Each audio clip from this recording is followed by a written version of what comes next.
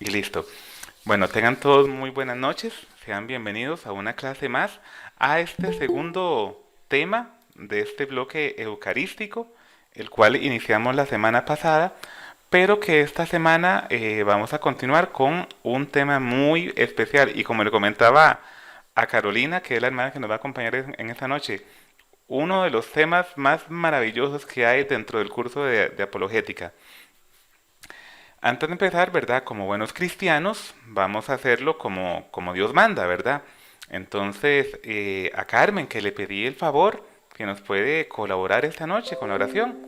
Tal vez, Carmen, si abres tu micrófono para que todos podamos escucharte y nos guíes en la oración. Buenas noches. Buenas noches. Sí, claro. Bueno, vamos a empezar. Antes que nada, pues dar gracias a Dios por darnos la oportunidad de estar aquí, por darnos un día más de vida y proveernos todas las cosas necesarias.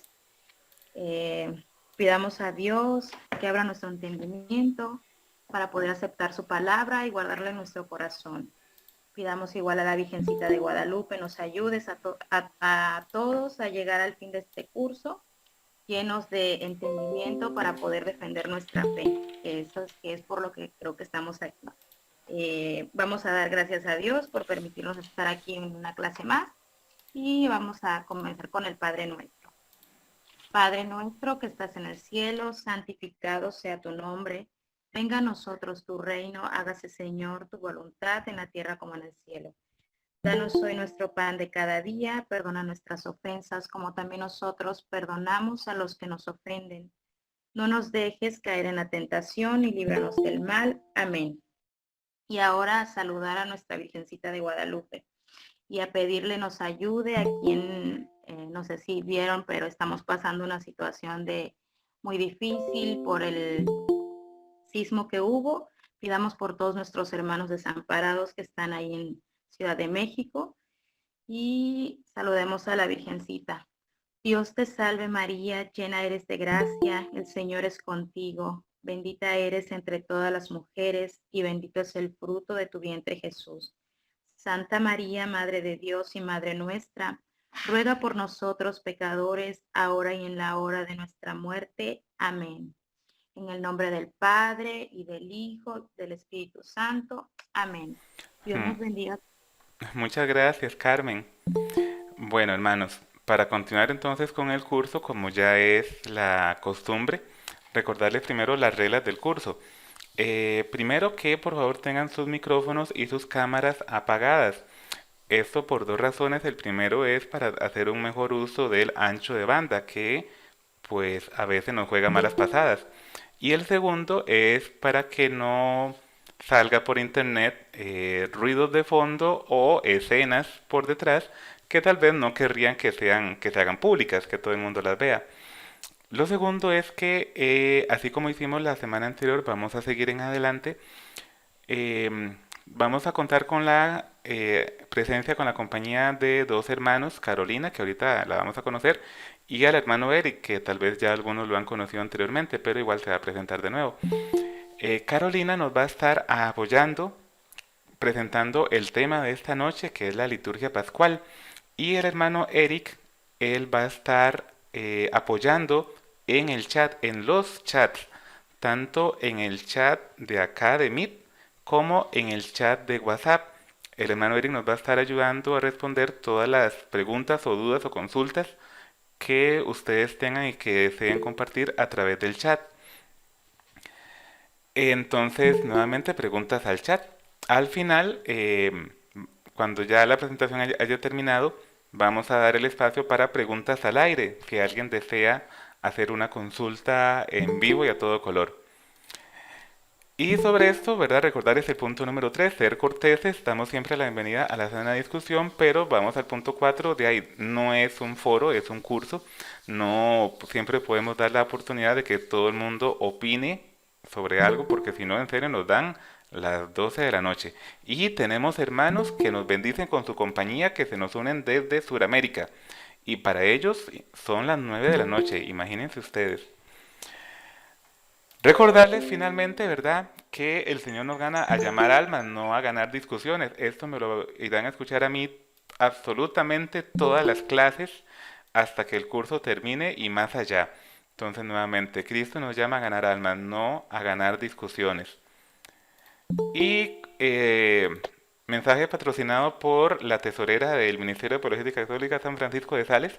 Como bien les hemos comentado, el curso es totalmente gratuito, no se le cobra a nadie, porque Dios no nos cobró a nosotros, todo nos lo ha dado gratuitamente, pero las empresas sí nos cobran a nosotros. Por ejemplo, el utilizar esa plataforma de Meet para poder dar el curso. Cualquier ayuda que ustedes gusten aportar a este ministerio es más que bienvenida. El ministerio no cuenta con personería jurídica como para tener una cuenta propia, entonces la hermana Stephanie, que es nuestra tesorera, ella nos facilita una cuenta personal de ella, por eso es que ven su nombre. Y ya para dar el pase, entonces quisiera presentarles a los hermanos de esta noche. Carolina Quiroz Fallas, creo. Ella nos va a estar acompañando durante la exposición del tema. Entonces, Caro, si puedes tal vez abrir tu micrófono, tu cámara para que todos te puedan conocer. Y yo voy a dejar ya de presentar. Caro, Aquí estoy. ok, Sí, ya tengo abierta la cámara y tengo abierto todo. listo, Lo que listo. pasa es que no me veo. No, pero Sí me ven. los demás creo que sí te ven. Bueno, no. Ah, bueno. Ah, ok, No, no me ahí te ven. vemos. Ya me están viendo. Ah, sí, ya yo Sí. me vi también. Este, pues bueno, muy buenas noches a todos. Mi nombre es Carolina Quiroz. Yo pertenezco al Ministerio San Francisco de Sales desde hace muy poquito. Eh, Soy voluntaria en Radio María de Costa Rica. De hecho, trabajo, bueno, durante un tiempo estuve trabajando, ahora por lo de la pandemia y por unas situaciones ahí de salud, pues no he vuelto, pero yo soy cabinista en Radio María de Costa Rica y ayudo a los compañeros de apologética del Ministerio San Francisco de Sales precisamente los domingos, que los programas que se dan a partir de las 2 de la tarde son precisamente conducidos por los hermanos de este ministerio. Entonces ahí fue donde los conocí. Y pues me han honrado con que dé este tema. Así que les agradezco montones al ministerio y a ustedes por la perseverancia. Yo le preguntaba a Weiler que cuántos eran. Dicen que en un principio se conectaban, eran 150 y apenas, pues por lo que llevamos ahora, llevamos 54 personas conectadas.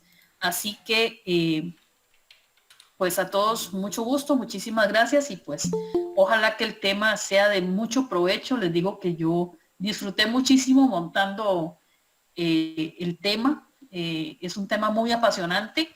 La liturgia pascual es sumamente apasionante porque es el centro y eje de toda nuestra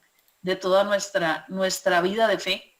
Entonces tenemos que ojalá en algún momento determinado podamos tener solo un curso de esto, porque hablar en hora 15 minutos de la liturgia pascual, pues créanme que no es el tiempo suficiente, así que vamos a tratar de hacerlo un poquito resumido y pues ojalá que en algún momento determinado podamos ampliar y los invito a ustedes a investigar también. Creo que una de las grandes cosas que tenemos nosotros los cristianos católicos es nuestra capacidad de investigar y más si estamos estudiando apologética. Entonces tenemos que investigar y yo los invito a que cada uno de ustedes vayan, busquen en internet, pregunten a los sacerdotes sobre este hermoso misterio. Así que pues muchísimas gracias y vamos a esperar que el Espíritu Santo nos ilumine para poder compartir con ustedes este tema. Muchas gracias, Caro. Y le damos el pase entonces ahora a nuestro hermano Eric. Eric, por favor, bueno, si todavía estás por ahí y si estás en condiciones, si puedes abrir tu micrófono y tu cámara para que los hermanos se puedan conocer. Ya te han escuchado antes algunos, pero tal vez no todos han podido verte. Entonces, si están tus posibilidades, según lo que nos dijiste antes, si puedes abrir el micrófono y la cámara para que los hermanos te conozcan.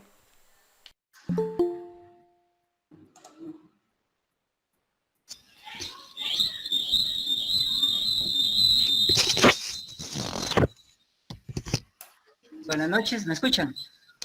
Sí, ahí te vemos y te escuchamos. Buenas noches, como les dijo Weiler y ya me había presentado en otras reuniones, mi nombre es Eric Fernández, pertenezco al Ministerio de San Francisco de Sales y a la Renovación Carismática, y es un gusto poder estar apoyando este tema. Les deseamos la mejor de las suertes a Carlos. Gracias, Eric. Bueno, entonces, siendo de esta manera, Caro, te damos ya el pase para que inicies. Ok, vamos a esperar a que cargue la presentación. Ahí se ve ya. ¿Ya la pueden ver? Ujú. Bien. Entramos entonces en materia. Liturgia pascual. Vamos a hacer un recorrido breve, pero al fin de cuentas un recorrido, un camino de lo que es la liturgia, que va de la liturgia o de la Pascua judía hacia la Pascua cristiana. Es un tema sumamente apasionante porque durante todo este trayecto, esta historia de salvación que va desde la celebración de la Pascua judía hasta la celebración de la Pascua cristiana, es nuestra propia historia de salvación, que debemos de identificar en cada uno de los pasajes que vamos a analizar a lo largo del Antiguo Testamento para poder llegar a la nueva alianza, precisamente a la Pascua cristiana. Entonces, el tema de hoy es liturgia pascual, de la Pascua judía a la Pascua cristiana. Vamos primero a tener en cuenta las siguientes definiciones, porque vamos a estar hablando precisamente de estos temas. La primera definición es liturgia, viene del latín liturgia, que a su vez proviene del griego leoturgia, que podemos decir o traducir en servicio público o obra pública. Sin embargo, para nosotros como cristianos, para todas las religiones en realidad, es la forma que tenemos nosotros de expresar nuestra fe en Dios, en una comunidad, a través de gestos, palabras y ritos. ¿Cuáles son esos gestos, palabras y ritos que más resaltan en la liturgia católica? La vivencia de los 7 sacramentos.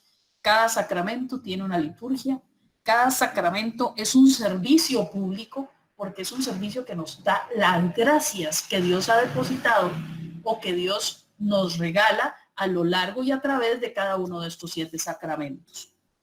Y después tenemos la palabra Pascua. La palabra Pascua viene del hebreo Pesaj y del griego Pasca, que significa paso. En el caso del pueblo de Israel, propiamente la palabra Pascua nos habla del ángel exterminador. Recordemos el pasaje del Éxodo, cuando cuando se les piden a los judíos que marquen los dinteles de la puerta con la sangre del cordero que acababan de matar, precisamente para que el ángel exterminador pasara de largo, que es la última de las 10 plagas que sufre Egipto para poder liberar al pueblo judío. Entonces, en el caso hebreo, la Pascua significa eso precisamente, el paso del ángel exterminador. En el sentido cristiano, la Pascua es el paso de Jesús entre nosotros, es el paso de Jesús, de aquel Jesús que llega a nuestra historia, que viene en nuestra historia en un momento determinado y nos salva. Igual que Dios salva al pueblo judío, Jesús lleva a la plenitud esa salvación, porque ya no es salir de la esclavitud física del pueblo judío, sino que es salir hacia la salvación de nuestras almas, es de la esclavitud del pecado lo que hace Jesús en el momento de vivir históricamente ese momento de su propia Pascua. Pascua judía. Ustedes me van a preguntar, ¿y por qué nos vamos a meter a analizar la Pascua judía? Pues se van a llevar ahora más adelante una grata y enorme sorpresa. Yo creo que cada uno de nosotros a lo largo de esta pandemia nos ha tocado vivir una Semana Santa muy diferente. Entonces vamos a ver, vamos a comparar, porque prácticamente que eso es lo que vamos a hacer ahora, vamos a comparar la Pascua judía con la Pascua que vive Jesús en su última semana de vida, a partir del Jueves Santo hasta el Domingo de Resurrección. Pero para poder entender lo que vive Jesús precisamente en su propia Pascua, en lo que nosotros celebramos en la Semana Mayor, tenemos que entender qué fue lo que pasó o qué es lo que da origen o cuál es la prefigura de la Pascua cristiana, que es la Pascua judía. Bien, el origen de la Pascua. En realidad, la Pascua tiene su origen en 3 fiestas diferentes. Una de esas fiestas era la que se celebraba en la época cananea, el día 14 del primer mes del año. Para el judío, el año no comienza con el calendario como lo tenemos nosotros, el calendario gregoriano, sino que inicia con su propio calendario y el primer mes es el primer mes de Pascua. Y es llamado Abib antes del destierro babilónico y Nisan después del destierro babilónico. No es la marca de carro, es que así se llama. El mes de Nisan. Nisan es el primer mes del año judío. Y ese primer mes del año, a los 10 días, es donde se inicia la celebración de la Pascua. Ahora lo vamos a ver un poquito más adelante. Ahora, esta celebración, esta primera fiesta viene lo podemos encontrar en Josué capítulo 5, versículos del 10 al 11. Dice, los israelitas acamparon en Gilgal y celebraron allí la Pascua judía el 14 del mes, a la tarde, en los llanos de Jericó. Y al día siguiente de la Pascua comieron ya de los productos del país, panes ácimos y espigas tostadas, ese mismo día. Esto era una fiesta prácticamente agrícola en donde ya podían dejar de comer del fruto del maná y pasaron a comer del fruto de la tierra. Eso fue lo que celebraron en realidad. Y posteriormente se vincula esta misma fiesta que ya habían celebrado ellos, la vinculan y la hacen una sola para poder celebrar como se conoce ahora la Pascua judía o el Pesaj, que es la fiesta que se vincula con la cena del Cordero y con la comida de los panes ácimos en conmemoración o en celebración del acontecimiento salvífico del paso por el Mar Rojo. Esto lo podemos encontrar en el Éxodo capítulo 10 y un poquito más gráfico, pues lo podemos ver todos aquellos, yo creo que todos hemos visto en algún momento determinado de nuestra vida, la película de los 10 mandamientos, perfectamente graficada, perfectamente bíblica. Entonces, y es basada precisamente en la narración del Éxodo, del capítulo 10 del libro del Éxodo.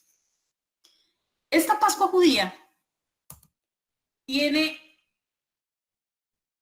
una organización, tiene su propia liturgia. Y esto lo podemos encontrar en un librito que se llama el Mishnah Pesajim, en donde se nos describe cómo es que tiene que celebrarse la Pascua judía. Voy a lanzar una pregunta al aire, la contestan en el chat. ¿Alguna vez ustedes han tenido la oportunidad de celebrar una Pascua judía? Si quiere alguno, encienda el micrófono, si alguien la ha celebrado, sí o no. ¿Nadie ha celebrado una Pascua judía?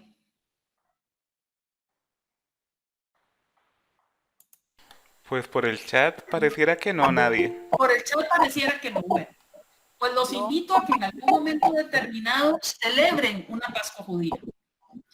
Es muy sencilla la celebración de la Pascua judía. Les digo que yo he vivido ya en lo que llevo de vida 3 Pascuas judías. Y es muy interesante. ¿Por qué? Porque lo hace a uno vivir y experimentar lo que experimentaba Jesús en el momento de enfrentar su pasión, muerte y resurrección. Y nos une más a ese misterio. Nos permite tener una visión mucho más amplia de lo que es el misterio de la pasión, muerte y resurrección de Jesús. Entonces, en el libro del Mishnah Pesahim, por ejemplo, nos dicen, nos indican cómo debe celebrarse la Pascua judía. En primer lugar, se celebra, o como dice aquí, dice, se debe escoger un cordero el 10º día del mes de Nisan. Se escoge un cordero. El cordero debe tener ciertas características. Ciertas características. ¿Cuáles son esas características del cordero? ¿Ok? El cordero se come completo, pero es un cordero sin mancha, de 1 año, y debe ser macho. Esa es la característica del cordero, sin defecto, sin mancha, macho, de 1 año. Y se escoge el 10º día, el 10º día del mes de Nisan. El día 14 del mes de Nisan se sacrifica al atardecer en presencia de toda la familia y se marcarán. Esto que estoy hablando está en el Éxodo y en el libro que les mencioné anteriormente, pero prácticamente que es el Éxodo un poco más ordenado para poder hacer la celebración de la Pascua. Este 14 de Nisan se sacrifica al atardecer el cordero que habían escogido el día 10 en presencia de toda la familia y marcarán con sangre el dintel, las jambas y el dintel de la puerta. ¿Saben cuáles son las jambas y el dintel de la puerta? ¿Sí o no? Me dicen que se les fue la imagen o no lo estamos viendo. Yo por aquí sí la veo todavía. Ok. Ah, sí, ya ahí les están poniendo que sí se ve que ya. Perfecto. ¿Saben lo que es el dintel? Me dice Gabriela Rodríguez que sí. Y bueno, que Jania sí. Que Jania sí sabe lo que es el dintel. Bueno, pues es la parte de afuera, el marco de la puerta. Ese es el dintel y las jambas. Entonces tenían que marcar con sangre del cordero recién sacrificado esa parte de la casa para que pasara, para que cuando el ángel exterminador pasara, lo viera, pasara de largo y pudiera diferenciar entre las casas de los judíos y las casas de los egipcios. Otro asunto importante de esta liturgia es que el cordero se comía completo, asado, nada de que frito, nada de que al vapor, nada, asado completo, desde la punta de la cabeza hasta la punta de la cola, todo lo que tenía por dentro. Este hilo que quedaba, hay que quemarlo. ¿Por qué? Porque no podían dejar comida. ¿Y por qué no podían dejar comida? Porque al día siguiente iban a ser liberados. Entonces tenían que marchar, no podían dejar comida. Y se comen también en la Pascua, se comen lo que se llaman hierbas amargas, el pan ácimo es pan sin levadura, y se toman 4 copas de vino. Esto es, en general, a grosso modo, lo que se celebra en la Pascua. Esto que vamos a ver ahora son las partes que componen el Seder del Pesaj, o sea, la liturgia de la Pascua judía. Lo primero que se hace, igual, todo esto lo vamos a encontrar en el capítulo 10 del Éxodo. Lo primero que se hace es el Kadesh. Kadesh quiere decir bendición inicial. Un dato muy curioso que ahora nos atañe montones, porque a raíz del COVID nos hemos convertido en iglesias domésticas. Ya lo éramos, pero ahora ejercemos mucho más lo que es la iglesia doméstica. Y precisamente esta celebración de la Pascua no es una celebración masiva. Todo el mundo la celebra, pero cada quien en su casa. Entonces, el primer acto es la bendición inicial, que la hace el que preside la celebración, y el que preside la celebración es el papá de la familia. Entonces ahí ejerce su sacerdocio como cabeza de su familia. Y se enciende la primera vela de la menorá. Y algo muy curioso, la mamá, la madre, es la que realiza el gesto de bendecir la luz y enciende posteriormente todas las otras velas restantes. Después de esto tenemos lo que es un lavado higiénico. En realidad es un lavado de mano, en realidad es el lavado de manos higiénico, no, en realidad es un lavado de pies. Recordemos que en ese momento los esclavos, los judíos, las personas de categoría inferior, era la que le lavaban los pies a los amos. Entonces, este gesto de lavar los pies es porque se lavan los pies porque venían del desierto, traían polvo y entonces ensuciaban la casa.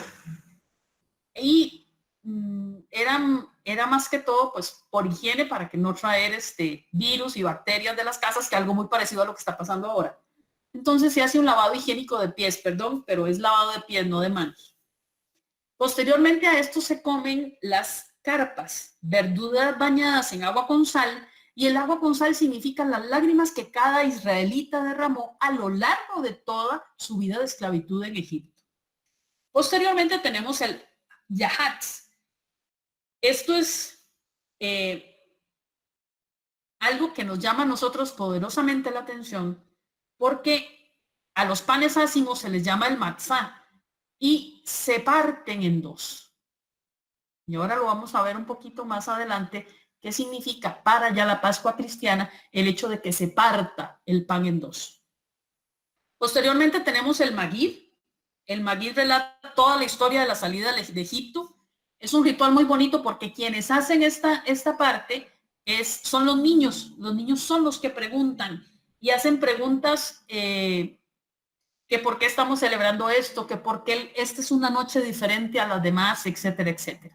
Entonces es una parte muy bonita precisamente porque quienes participan son los niños. Entonces vemos que la liturgia pascual judía o la liturgia judía es una liturgia que abarca a toda la familia.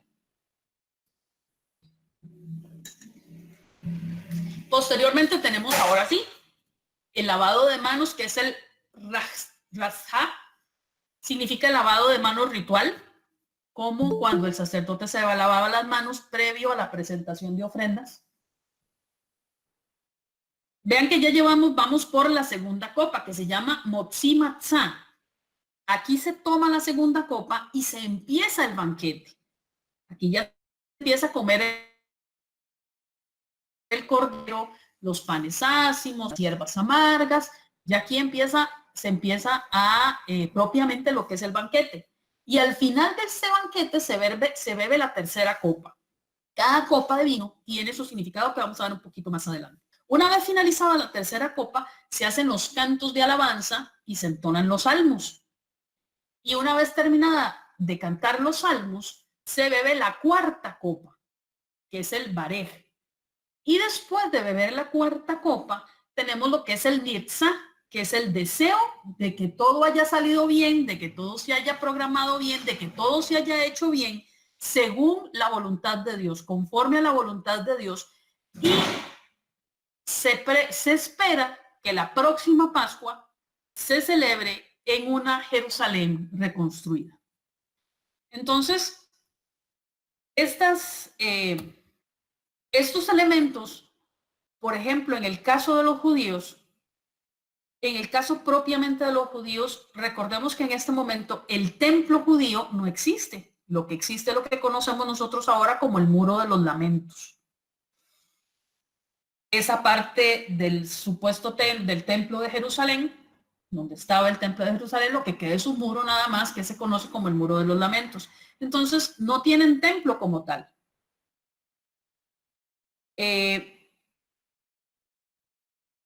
Entonces, como no tienen templo como tal y no pueden sacrificar el cordero, lo han cambiado por otro tipo de carne, obviamente que no sea, bueno, en realidad sí es carne de cordero, pero en algunos judíos, los más ortodoxos, ellos no comen la carne de cordero porque no hay templo donde matarlo. Entonces, cambian la carne de cordero por otro tipo de carne que sea aceptada por el judío. Pero es precisamente, tienen esa delicadeza. Ok. Vamos a ver un poquito sobre los elementos de la Pascua judía, propiamente elementos de la Pascua judía. Y aquí vamos a ver posteriormente un poquito de paralelo con lo que nosotros hacemos dentro de la liturgia eucarística católica. Primero vemos que los varones llevan una cosa que se llama kippah, ese sombrerito negro que ustedes ven acá, que también, ¿dónde lo vemos? ¿Dónde vemos ese sombrerito negro en nuestra liturgia? ¿Quiénes lo usan? ¿Alguien sabe quiénes lo usan? Los sacerdotes. Eso lo usan los judíos. Ajá, pero este sombrerito nuevo, aparte de los judíos, ¿a quién les recuerda también que lo usa? Los Muy obispos. bien, A los obispos y el papa. los obispos, los cardenales y el papa, precisamente. El kippah es la prefigura de lo que nosotros llamamos ahora el solideo. El solideo es lo que usa el papa, los obispos y los cardenales. En el caso del papa es de color blanco. En el caso de cardenales es de color rojo escarlata y en el caso de los obispos es de color morado.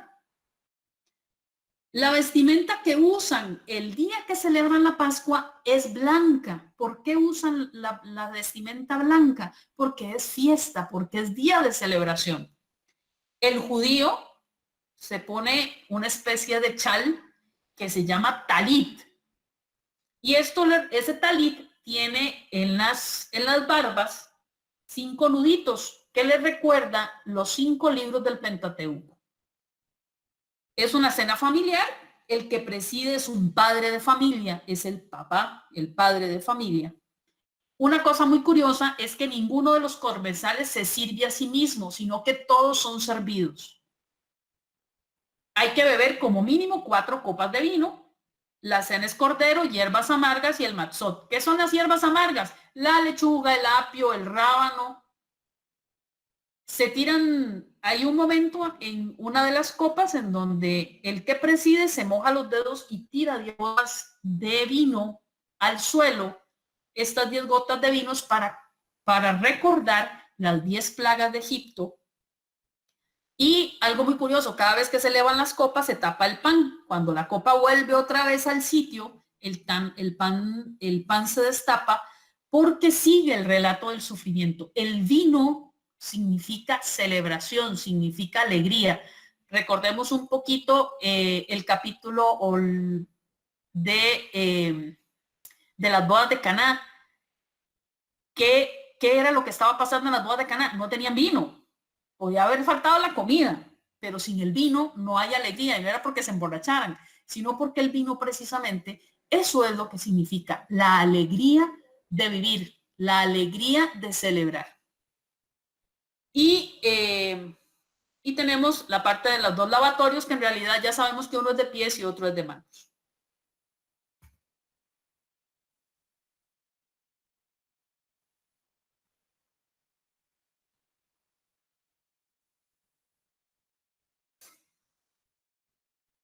Bien. Vamos a hablar un poquito de las 4 copas que se toman a lo largo de toda la ceremonia del Seder del Pesaj. Cada copa representa 4 verbos utilizados en el mensaje de Dios a Moisés. El Kadesh, que es la primera copa, la copa de la bendición a Dios Creador. El texto en hebreo se dice de la siguiente forma: Baruch atah Adonai Elohim melech haloam bore peri hagafen. Bendito eres tú, Señor, nuestro Dios, Rey del universo, creador del fruto de la vid. Esa es la traducción de lo que acabo de leer todo enredado. Y lo que significa o de lo que habla es del primer verbo que utiliza Dios en el mensaje a Moisés: lo sacaré de la opresión egipcia, lo sacaré. Es la primera promesa que le hace Dios a Moisés. Por eso es que es la primera copa. La segunda copa es la copa de la salvación. ¿De dónde los voy a sacar? ¿De dónde los voy a salvar? De los trabajos forzados a los que habían sido sometidos por los egipcios. Esa es la segunda copa. La tercera copa es la que se llama la copa de la redención. Yo los voy a redimir, yo les voy a resarcir, lo que dice Dios a Moisés es que él les va a dar, y ahí le hace la promesa de darles una tierra de donde mana leche y miel para que dejen de sufrir. La cuarta copa es la que en donde los hace pueblo. Entonces ahí les dice, y ustedes serán mi pueblo y yo seré su Dios. Ese es el compromiso ese es el compromiso de Dios con Moisés. Por eso es la copa esta, la cuarta copa es la copa de la conversión, la copa de la pertenencia, de que el pueblo judío es el pueblo escogido. Entonces es la copa de la pertenencia, de saber que pertenecemos a Dios. Y la quinta copa, que nunca se toma, en el caso judío, la quinta copa es la del profeta Elías. Y esa copa se toma únicamente cuando venga el Mesías. Dentro del ritual, al finalizar el ritual, hay un momento en donde se abre la puerta de la casa donde esté, la puerta ha estado cerrada, se abre la puerta de la casa donde esté para abrirle, así se llama, abrirle la puerta a Elías. Entonces, al abrirle la puerta a Elías y nos encontramos a Elías afuera, pues lo invitamos a comer y que se tome la quinta copa. Pero como Elías no va a aparecer hasta que aparezca el Mesías, y esto es que lo quiero que tengan muy claro, porque si recuerdan el pasaje de la transfiguración, ¿quién se le presenta a Jesús? ¿Quién se le presenta a Jesús en el pasaje de la transfiguración? Creo que Elías y Abraham. Elías y Moisés. Perdón, sí, Moisés. Elías y Moisés. Entonces, precisamente, vamos viendo, si nos metemos un poquito dentro de estas cuatro copas, vamos viendo que ya estas cuatro copas son prefigura de lo que va a pasar después. Y que precisamente Elías se aparece en el momento en que venga el Mesías y en el momento de la transfiguración, antes de bajar a su pasión, Elías aparece otra vez en el pueblo de Israel. Entonces viene el Mesías, ya está el Mesías. Eso es lo que significa cuando Elías aparece en el monte de la transfiguración o en el monte Tabor. Tenemos claro hasta ahí lo que es la Pascua judía. La Pascua judía es una celebración de la salida de Egipto, de la salvación, de ser el pueblo escogido por Dios hacia una tierra prometida. Es la historia de nuestra salvación. Yo no sé si ustedes han tenido la oportunidad de analizar propiamente el Éxodo, pero el Éxodo es precisamente la historia tuya y mía de salvación. ¿Por qué? Porque nos narra todos y cada uno de nosotros podemos identificarnos con el pueblo de Israel. Todos y cada uno de nosotros hemos sido esclavos del pecado, todos y cada uno de nosotros hemos vivido en el desierto, todos y cada uno de nosotros hemos experimentado la necesidad de Dios, todos y cada uno de nosotros hemos vivido la redención de Dios. Entonces, la narración del Éxodo completo es mi historia y es tu historia. Vamos a entrar ya propiamente en lo que es la Pascua cristiana, la Eucaristía. La celebración eucarística o la celebración de la Pascua cristiana es nuestra fiesta principal. Es el gran acontecimiento de la resurrección del Señor. Está narrada en todos los evangelios. Y esta se inicia precisamente con la celebración de la última cena. Que esta celebración de la última cena la podemos encontrar en los evangelios de Mateo 26, capítulo 26, versículos del 26 al 29, Marcos capítulo 14, versículo del 22 al 25 y Lucas capítulo 22 del 19 al 20. Esta última cena es narrada ahí, en los tres evangelios sinópticos. En San Juan también es narrada, pero tiene una connotación completamente diferente. Recordemos que el Evangelio de San Juan, que no es parte de los evangelios sinópticos, precisamente porque el Evangelio de San Juan es más escatológico que otra cosa. Es el Evangelio un poco más teológico, es el Evangelio teológico por excelencia, perdón. Los otros evangelios narran hechos, por eso es que se llaman sinópticos. El Evangelio de San Juan se sale completamente de la norma de los 3 sinópticos. ¿Sí? Bien.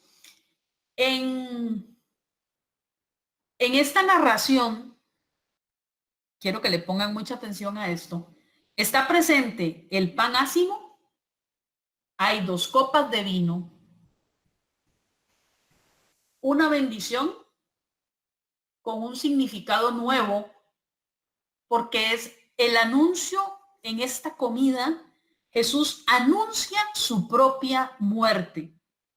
Ya no se conmemora la salida de Egipto. Vean que ya cambia completamente en la celebración del Jueves Santo, en la celebración de esa cena, de esa comida, cambia completamente el sentido. Ya no nos liberan de la esclavitud de Egipto. Ya no tenemos por qué celebrar la esclavitud de Egipto, sino que lo que tenemos que celebrar es precisamente que el Señor se ofrece como sacrificio pascual y se conmemora nuestra propia salvación. En el cuarto evangelio es muy curioso, y esto, si tienen alguna duda, vamos a tratar de explicarlo un poquito después. En el cuarto evangelio, en el evangelio de San Juan, la muerte de Jesús, San Juan la coincide con el día 14 de Nisán. ¿Qué pasaba el día 14 de Nisán? ¿Qué pasaba el día 14 de Nisán? Se ¿Pueden comía, encender? ¿Qué pasaba, Luis? se comía el cordero. Se sacrificaba el cordero y se comía. Correcto. Muy bien. Ania, muy bien, precisamente. Karina, muy bien. Se sacrificaba el cordero y se comía.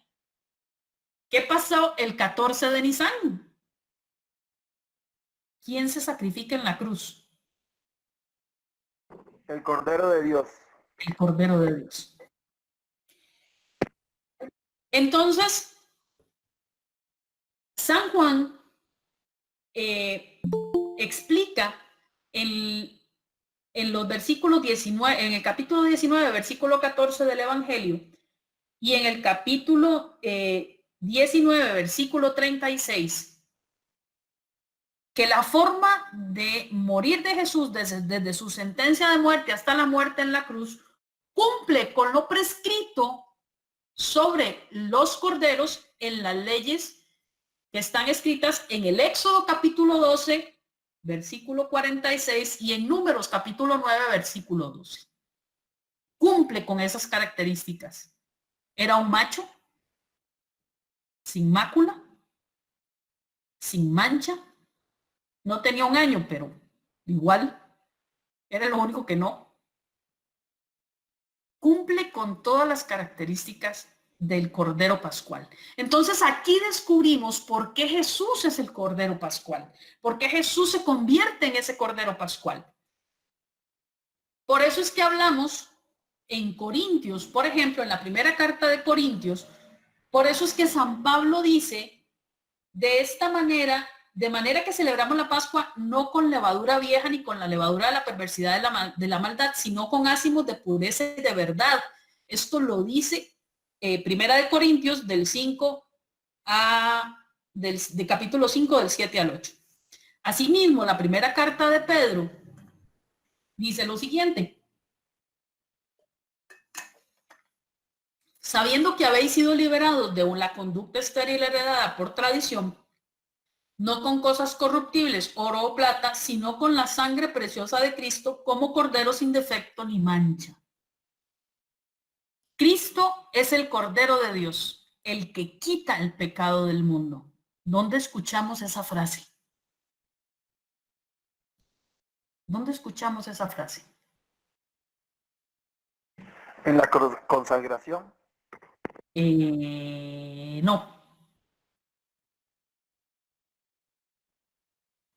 Es en la Eucaristía, rito de la comunión, donde se parte el cordero y se nos presenta. Este es Cristo, el Cordero de Dios que quita el pecado del mundo. Ya ha pasado la consagración. Es precisamente antes de la comunión, cuando se nos presente el Cordero. Ok. Aquí vamos a entrar los evangelios y los estudiosos de los evangelios. Dentro de los 3 sinópticos dicen que en realidad Jesús muere el 15 de Nisan, no el 14. Pero analizando un poco lo que es el calendario judío y todavía aplica para nuestra liturgia, pero el calendario judío, el día empieza en el ocaso, no empieza en la mañana como nosotros, o no empieza a la medianoche, sino que empieza en el ocaso. ¿Y por qué se dice que empieza en el ocaso? Porque resulta que en el libro del Génesis, capítulo 1, versículo 5, dice, cada día que Jesús crea, cada día que Dios crea, dice, y fue la noche y fue la mañana del primer día. Y fue la noche y fue la mañana del segundo día. Fue la noche y fue la mañana del tercer día y así sucesivamente hasta llegar al sexto día. Perdón. Entonces, para el judío, el día no empieza a medianoche como nosotros. El día empieza en el ocaso, al atardecer, en la noche. Si nosotros tomamos en cuenta las horas, lo que conocemos, lo que son las horas canónicas, la hora tercia, la hora sexta, bueno, primero maitines, laudes, maitines, laudes, hora tercia, hora sexta, hora nona, vísperas y completas, que se llaman horas canónicas. En el Evangelio de San Marcos nos dice que Jesús fue condenado a muerte cerca de la hora tercia, o sea, cerca de las 9 de la mañana. Fue crucificado cerca de la hora sexta, a las 12 del día aproximadamente, y murió cerca de la hora nona a las 3 de la tarde. Entonces, si nosotros tomamos en cuenta que el día iniciaba en el ocaso, la celebración del Jueves Santo, la cena de Pascua, la cena que celebra el Señor, ya no se realizaba jueves, se realizó el viernes, porque empezó el viernes a partir de las 6 de la tarde del jueves y hasta las 6 de la tarde del viernes. Entonces, por eso es que los estudiosos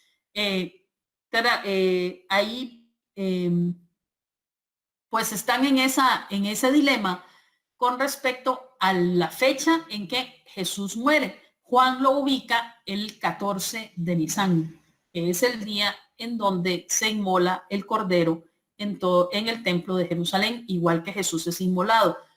Los otros pues sí hacen esa salvedad, pero es más que todo por este cambio de horas y el inicio del día que tiene el judío. El judío inicia el día, como les repito, inicia el día en el ocaso, o sea, después de las 6 de la tarde. Y esto también nos va a servir para contabilizar los 3 días en que Jesús resucita.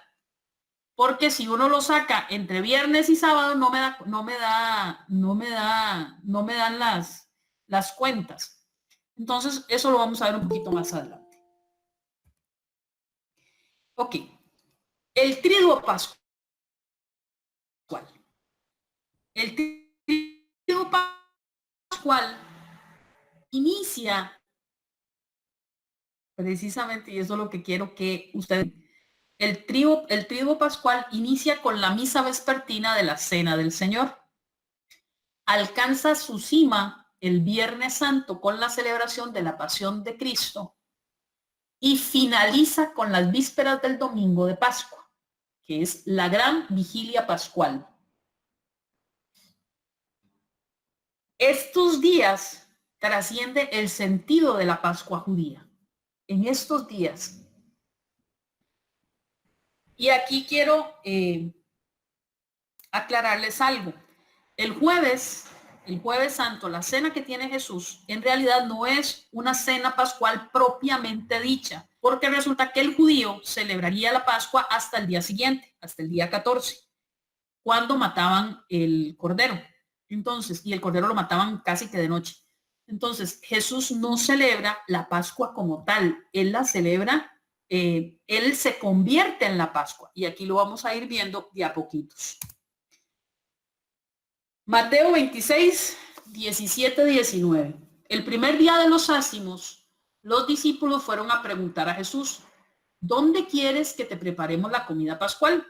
Él respondió, vayan a la ciudad, a la casa de tal persona y díganle, el maestro dice, se acerca mi hora, voy a celebrar la Pascua en tu casa con mis discípulos.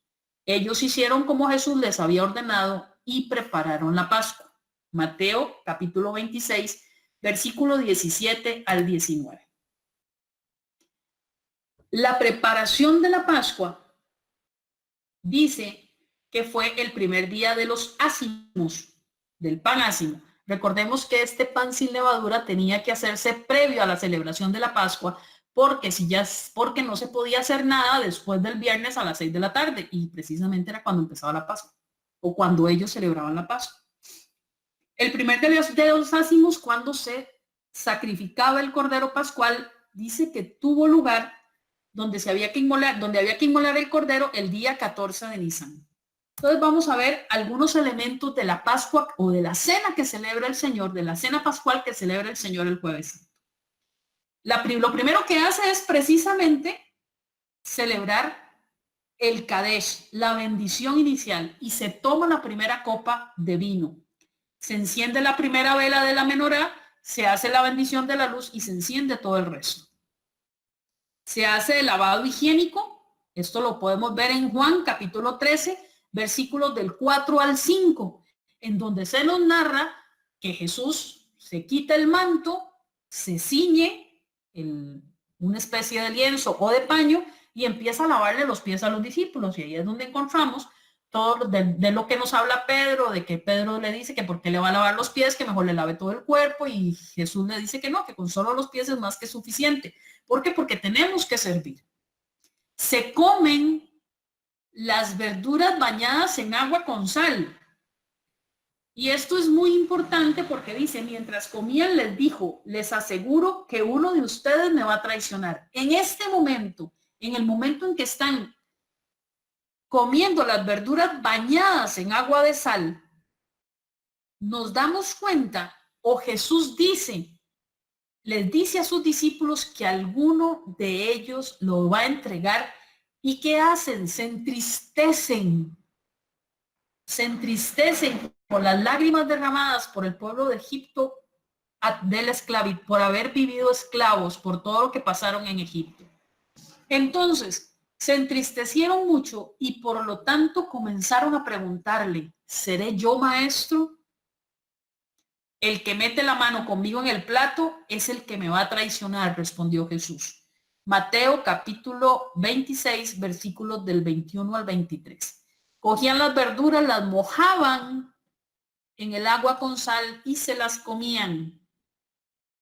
Y es en ese momento tan significativo que tenían esas verduras mojadas con agua, él anuncia que alguien lo va a traicionar. También el Jueves Santo se celebra el Yahat. Y esto es muy importante. Recordemos que yo les decía que en esta parte del Yahat se parte el pan ácimo o el matzá, que así se llama, se parte en dos y se guarda. Y aquí, en esta parte, Jesús empieza a instituir la Eucaristía. Lucas 22, del 19 al 20. Parte el pan, lo reparte y dice, tomen y coman todos de él, porque este es mi cuerpo. Parte el pan y lo reparte. Ahí inicia la institución de la Eucaristía. Posteriormente se relata el Magid, que es toda la historia de la salida del pueblo de Israel, de la salida del Egipto, del pueblo de Israel que sale de Egipto, y renueva esa alianza, ya no libera de la esclavitud, ya libera del pecado.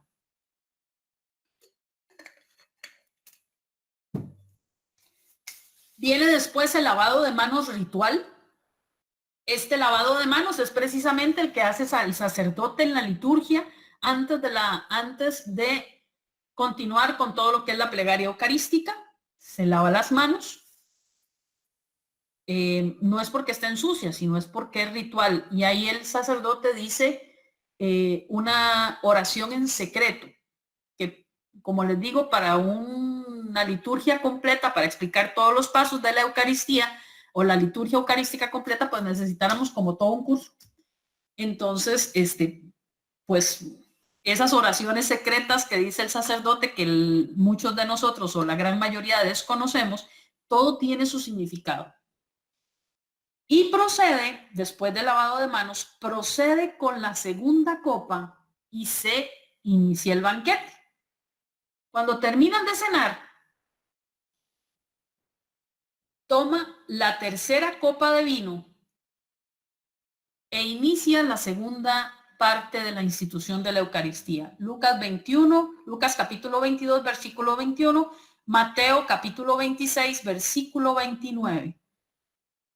Terminada la cena, tomó el pan, dando gracias, lo pasó a sus discípulos diciendo: tomen y beban todos de él, porque este es el cáliz de mi sangre. Y después les da un mandato: hagan esto en memoria mía. Y de una vez agrega,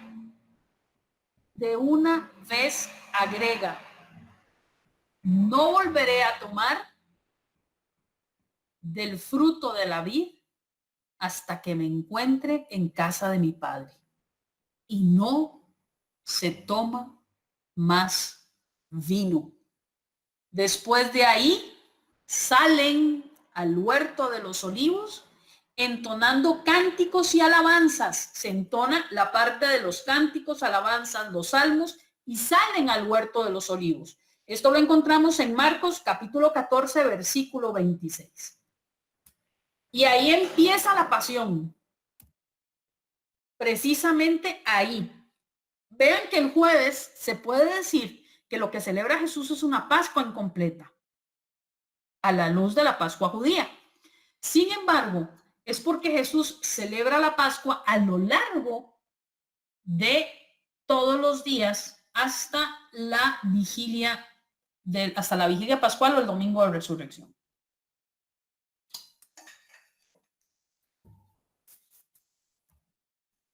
El Viernes Santo.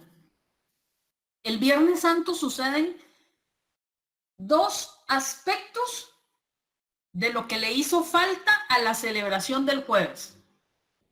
Se bebe la cuarta copa. No es que Jesús bebe la cuarta copa. Él se convierte en la cuarta copa.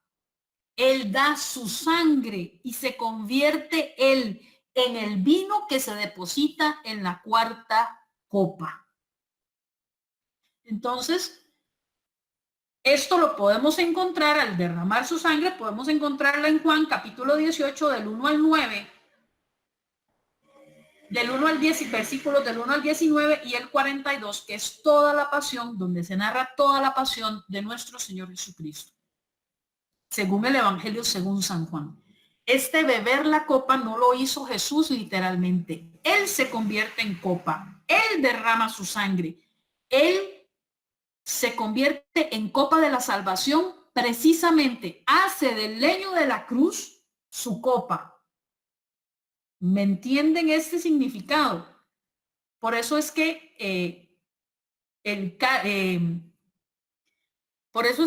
es tan importante que tengamos primero el conocimiento de lo que es la Pascua judía para poder entender qué fue lo que pasó durante los 3 días de la muerte, de la pasión, muerte y resurrección de Cristo. Jesús se convierte aquí en la copa, por eso es que de su costado sale sangre y agua. ¿Cómo prepara el sacerdote el cáliz?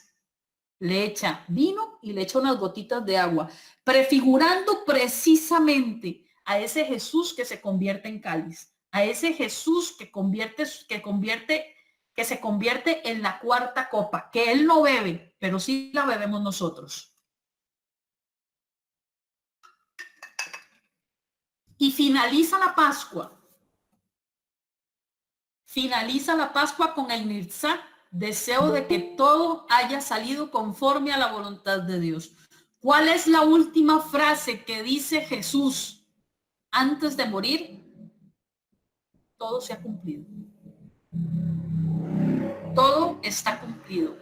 Precisamente prefigurando esta parte de la Pascua, esta parte del rito pascual judío. Todo está cumplido, todo ha salido conforme a la voluntad de Dios, del Dios que me envía. Voy a morir salvando a la humanidad. Pero hay todavía un punto de espera. Todavía aquí tenemos un punto de espera. ¿Cuál es ese punto de espera? El silencio del sábado santo. Ese es el punto de espera nuestro para celebrar la próxima Pascua en la Jerusalén reconstruida, en la nueva Jerusalén. Ese punto de espera es lo que nosotros vivimos en el silencio del sábado santo. No es sábado de gloria, eso no existe, es sábado santo. Sábado santo es sábado de silencio. Se dio por algún momento determinado de decirle al sábado santo sábado de gloria. No, no es sábado de gloria, es sábado santo. La tierra queda en espera, el mundo queda en espera. Y al quedar en espera es precisamente porque tenemos la esperanza de celebrar la próxima Pascua en la nueva Jerusalén. Pero esa espera nuestra es precisamente en la espera de la vigilia pascual. ¿Recuerdan la quinta copa que no se toma? Que solo se toma cuando viene Elías. Pues esa quinta copa es precisamente la que nosotros tomamos en la celebración de la vigilia pascual y la que tomamos todos y cada uno de nosotros todos los domingos del año, todos los días en la que participamos de la Eucaristía, todos los días tomamos esta quinta copa. La resurrección del Señor está narrada en Mateo 28, del 1 al 10, en Marcos capítulo 16 del 1 al 8 y en Lucas capítulo 24 del 1 al 12. Obviamente también está en San Juan, pero estas narraciones son las de los sinópticos y van un poquito parecidas. Vamos a ver elementos propios de esta quinta copa, que el judío, ahí ya hacemos la diferencia, el judío nunca toma, pero nosotros sí, porque ya el Mesías vino, porque el Mesías está aquí en medio de nosotros, porque se ha querido quedar con nosotros a través de la liturgia eucarística, a través de la celebración de la Eucaristía que se hace diariamente en todos los templos del mundo, con pandemia o sin pandemia, con gente o sin gente, pero todos los días se celebra el sacrificio. Entonces tenemos, si recuerdan la vigilia pascual, cómo se celebra, tenemos esta celebración del sábado santo.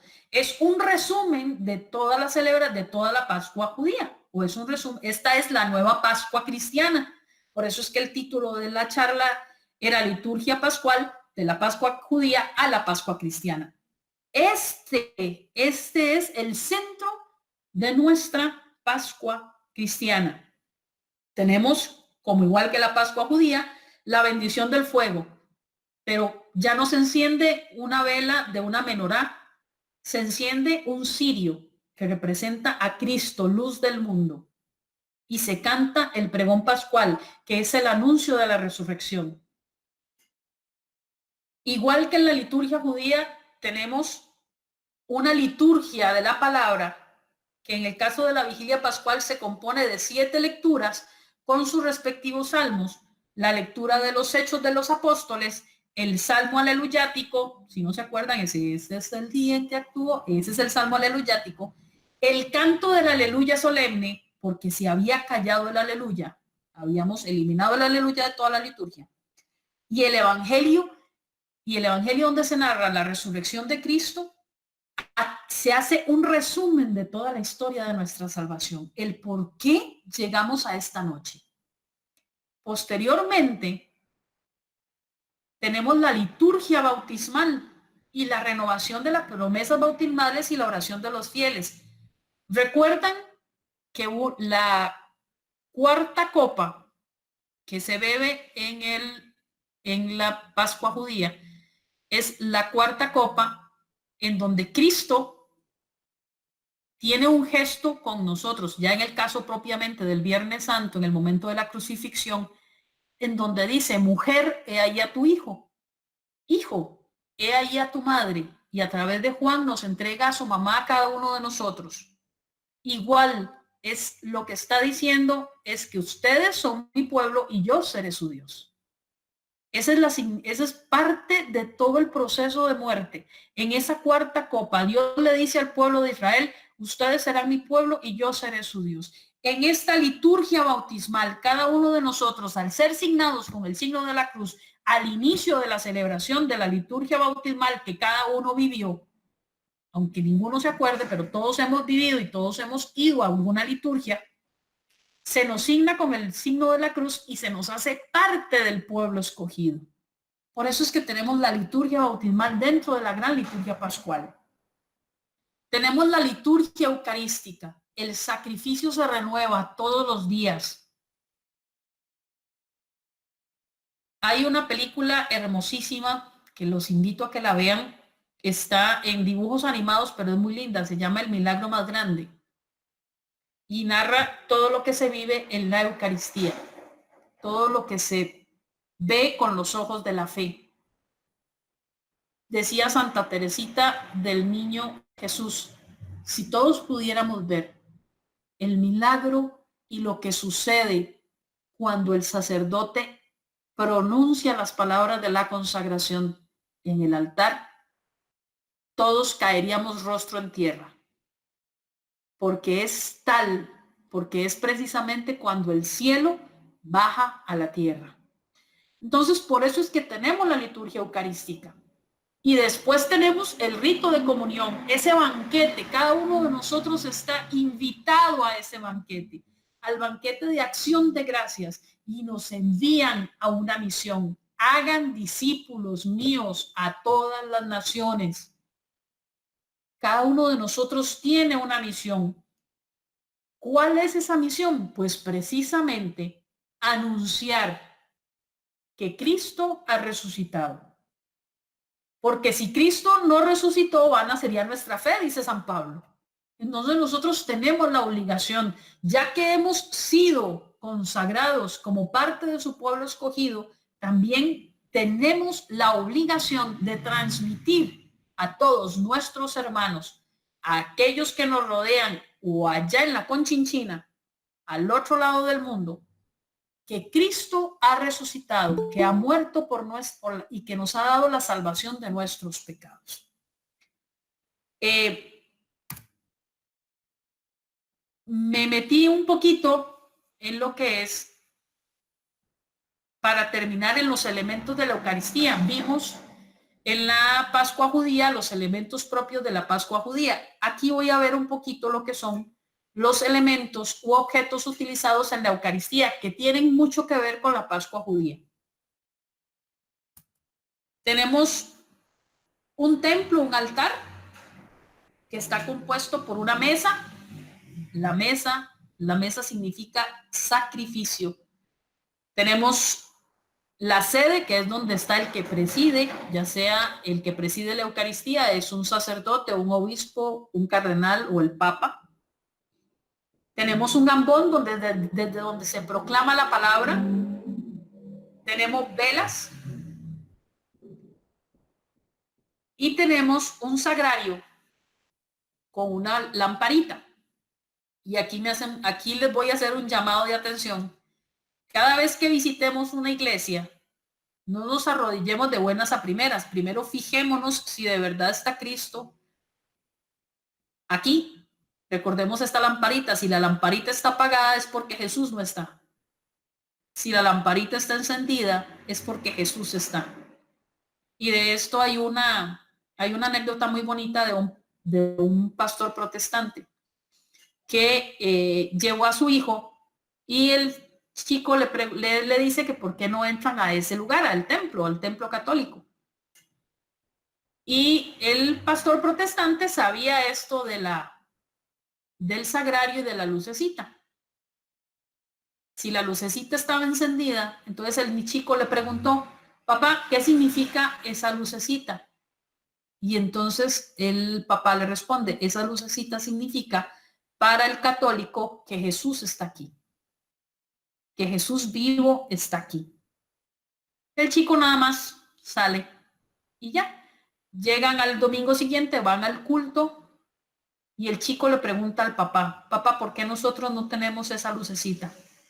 ¿Qué es? Que Jesús no está aquí. Y el papá entendió precisamente que Jesús no estaba ahí y se convirtió al catolicismo. Otros elementos, tenemos un cáliz, que es un recipiente en forma de copa que se utiliza para el sacrificio de la Eucaristía porque contiene la sangre de Cristo que se convierte, contiene el vino que se va a convertir en la sangre preciosísima de Cristo. La patena que contiene el pan o contiene la hostia o el pan ácimo en realidad. Y es la que sostiene el cuerpo de Cristo. También tenemos el copón, donde se sostienen también las hostias consagradas, para poder llevarla a los enfermos, para poder emplearlas en liturgias o para liturgias ante la ausencia de un sacerdote, y también pues para que el sagrario, para que Jesús se quede en cada templo o en cada tabernáculo.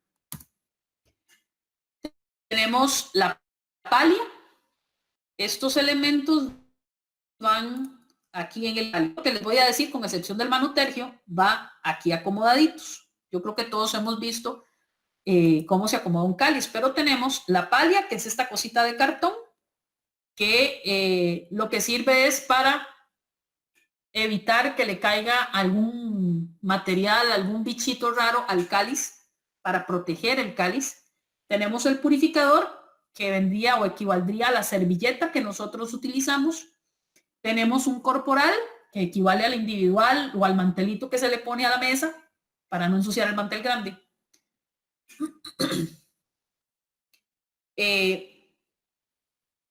Y también tenemos ciertos elementos como lo son las vinajeras, que contienen el pan y el vino, contienen el agua y el vino, las campanillas que se utilizan para anunciar o para llamar la atención de los fieles, especialmente en el momento de la consagración, el lavabo, que es una fuente y un jarro que se utiliza para el lavado de manos ritual, que lo acompaña un paño que se llama manutergio, que es este de acá. Es un lienzo con el cual el sacerdote se seca las manos. Ese lienzo tiene una historia muy bonita. Cuando al sacerdote lo ordenan, al sacerdote le ungen las manos con aceite. Y ese aceite les vendan las manos y los papás o los padrinos son los que le lavan las manos ya al presbítero recién consagrado. Ese manutergio con el que le secan las manos, con el que él se limpia el crisma de las manos, él se lo da a la mamá. La mamá, cuando muere, le ponen el manutergio entre las manos. ¿Por qué? Porque para cuando ella llegue al cielo y Jesús le pregunte, te di la vida, la mamá, ¿y tú qué? Jesús le va a preguntar, te di la vida, ¿tú qué me has dado? Y la mamá va a decir, Jesús, te he dado un hijo sacerdote, y le entrega el manutergio. Y ese manutergio, y Jesús le va a decir, pasa a celebrar conmigo el banquete pascual en el cielo, y la deja pasar al cielo. Entonces, cada cosa tiene su significado y su significado más profundo. El cáliz tiene esa forma no porque es una copa, tiene hay toda una descripción de lo que significa el cáliz, que por eso les digo que necesitaríamos otro curso para poder entender pues todo lo que pasa realmente en la misa. Tenemos también que se utiliza el misal romano, que es el libro de guía, donde contiene todas las ceremonias, las oraciones y las rúbricas para la celebración de la misa. el leccionario, que es el libro que contiene las lecturas diarias de la celebración eucarística, y el evangelario, que es el libro litúrgico que contiene el evangelio. Este libro litúrgico es el que lleva el diácono en alto durante las procesiones de entrada. Esto lo vemos mucho que lo utilizan en las misas solemnes, especialmente cuando transmiten la misa del Papa, pero lo podemos ver en todas las misas solemnes que se celebren en cada templo católico. El sacerdote que se reviste, recordemos que tiene un alba, que es una bata blanca que significa pureza, el cíngulo, que es un cordón que ajusta el arpa y representa el dominio de sí, pero también tiene un significado como el de Pedro. Cuando eras joven te ceñías y ibas a donde quieras. Cuando estás viejo te ciñen y ya no puedes ir a donde quieras. Eso también les recuerda a ellos que ellos son de Cristo y que por lo tanto la voluntad que ellos hacen es la voluntad de Cristo. Si no lo cumplen, están mal. La estola es el símbolo del poder sacerdotal.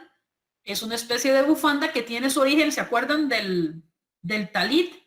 De la manta que se ponen o del poncho que se ponen encima los judíos, pues ahí tiene su origen esta estola. El diácono la utiliza cruzada del hombro y le pasa por el pecho. El sacerdote la utiliza de esta forma en que la vemos acá, guindada al cuello. Y después tenemos la casulla, que es lo que prácticamente todos vemos, que significa las virtudes, pero también significa la cruz de Cristo. Esta casulla como tal significa la cruz de Cristo. ¿Por qué? Porque recordemos que el sacerdote en la Eucaristía y en la celebración de los sacramentos actúa in persona Christi, en la persona de Cristo. O sea, el sacerdote se convierte en Cristo para celebrar la Eucaristía.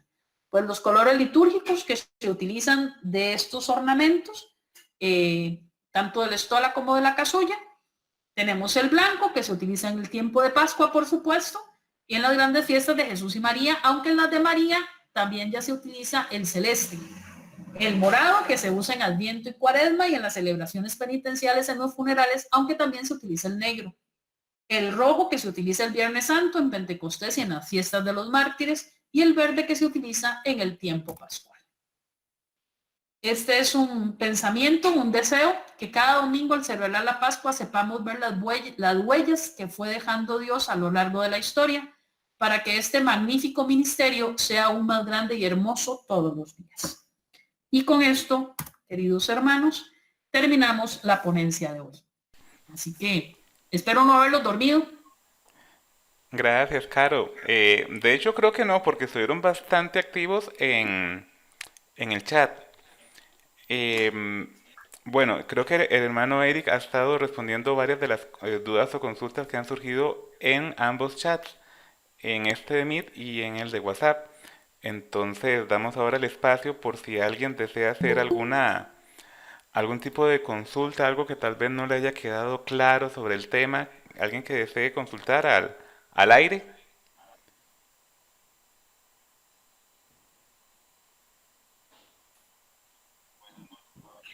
Buenas noches. Buenas noches.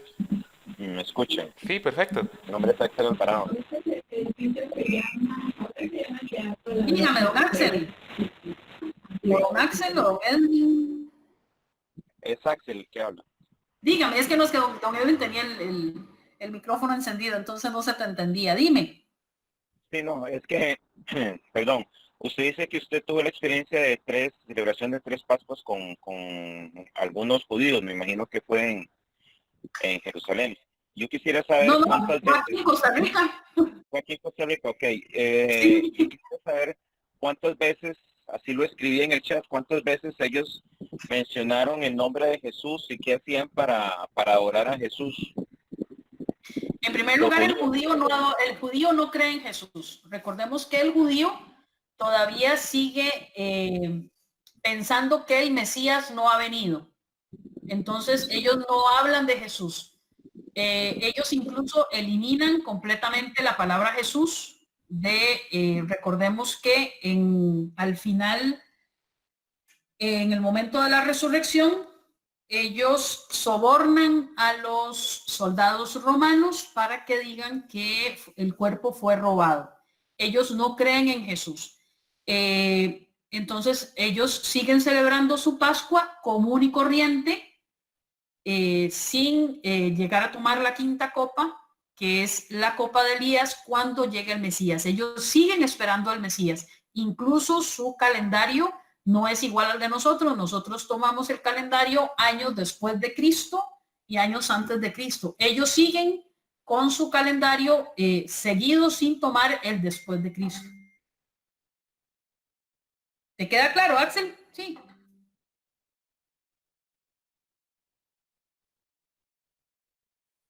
Buenas noches. Si se puede. Buenas Dígame, noches, don sí, Ronald. claro. No, es que estaba viendo, ahí yo mandé varias preguntillas ahí, pero muchísimas gracias a don Eric, algunas me las respondió, pero estaba viendo otras respuestas y para que no me malinterpreten. Y qué bueno, excelente exposición. Gracias, don Ronald. Y no, muy buena, sinceramente.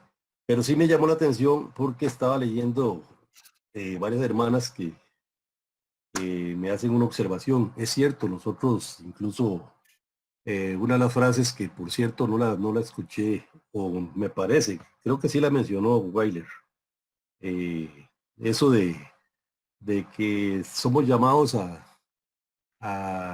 con respeto, con delicadeza, a compartir las diversas opiniones de cada uno y de que nada de agarrarnos a bibliazos.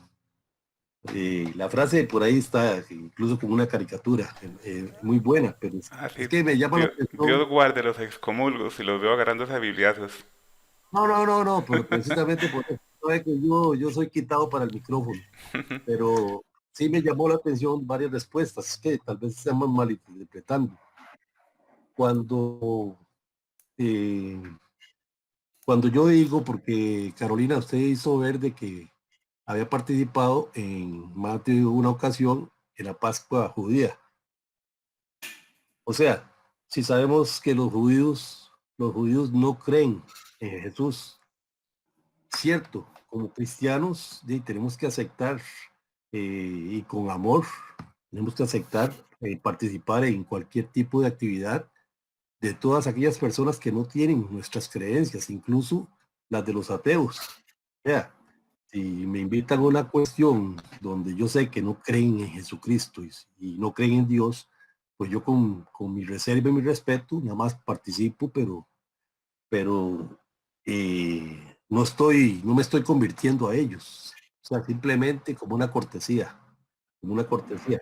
Yo le digo, lo que estaba, la pregunta mía es que si no cree usted que si uno participa en una ceremonia judía donde no cree en Jesucristo, uno está cometiendo algún tipo de falta. Nada más eso era, no es que se está convirtiendo ni que está simplemente por practicar uno de los mandamientos de Jesús, que es ama a tu prójimo y ama a tu enemigo, pues uno participa. Pero ¿usted cree que es apropiado, digamos, participar en una Pascua judía donde ellos no creen en Jesucristo? Nada más esa era la... Bien, don Ronald, Perdón, vamos, Carolina, dígame, perdón. don Leoncio. Sí, Dígame, don Leoncio. sí. Mira, para contestar tal vez al compañero aquí, yo he participado en una cena judía, una Pascua judía, hecha por sacerdotes, para enseñarnos qué es lo que hacían ellos, para ver qué es lo que hacemos nosotros. Así que por sacerdotes inclusive, yo he participado en una Pascua judía, para que él me entienda que no hacemos nada malo, sino que aquí aprendemos para saber qué es lo que nosotros hacemos. Ok, y aquí hay que, sí le voy a responder a don Ronald, más bien muchas gracias por la pregunta, don Ronald, y muchas gracias a don Leoncio también. Vamos a ver, el judaísmo es nuestra raíz. En primer lugar, tenemos que recordar que Jesús era judío desde los pies hasta la cabeza. O sea, de la cabeza a los pies. Jesús era judío en todo el sentido de la palabra. Entonces, el hecho de que el judío no lo reconozca como el Mesías es problema del judío. Nosotros, dentro de la liturgia del Viernes Santo, en la oración, en realidad es la oración de los fieles, pero tiene otro nombre que en este momento se me está escapando. Más bien si Weiler se acuerda del nombre, pero en la oración de los fieles que se hace el Viernes Santo, pedimos por la conversión de los judíos. Pedimos para que los judíos descubran que ya el Mesías vino. Entonces, yo he estado tanto en una celebración de estas 3 celebraciones en las que yo he estado. Una la presidí yo, la Pascua Judía la celebré yo, y fue una Pascua Judía muy linda porque era, y muy ecuménica, por decirlo de alguna forma, porque era una católica celebrando la Pascua Judía en un hogar protestante. Y protestantes, no estoy hablando de católicos conversos al protestantismo, no, sino de personas que nacieron dentro del protestantismo. Entonces era una católica celebrando, presidiendo una Pascua Judía en una casa de protestantes. He tenido esa experiencia, es una experiencia hermosa e enriquecedora. También he tenido la experiencia de vivir la Pascua Judía propiamente presidiéndola un judío como tal. Y he tenido la experiencia de una Pascua Judía presidida por un sacerdote católico. Esas son mis 3 experiencias. ¿Por qué? Porque nosotros tenemos que entender, tenemos que llegar a entender el contexto en el que se desarrolla Jesús, el contexto en el que vive Jesús, para poder entender propiamente por qué Jesús actúa de la forma en que actúa. Porque no solo podemos tener al Jesús que es, al Jesús que hace milagros, al Jesús que es Dios, sino también tenemos que ver un poco al Jesús histórico. Esa es nuestra responsabilidad, poder entender desde la historia, desde lo que vivió Jesús, experimentar lo que experimentó Jesús, porque él en ningún momento reniega de su religión judía. Él se mantiene judío.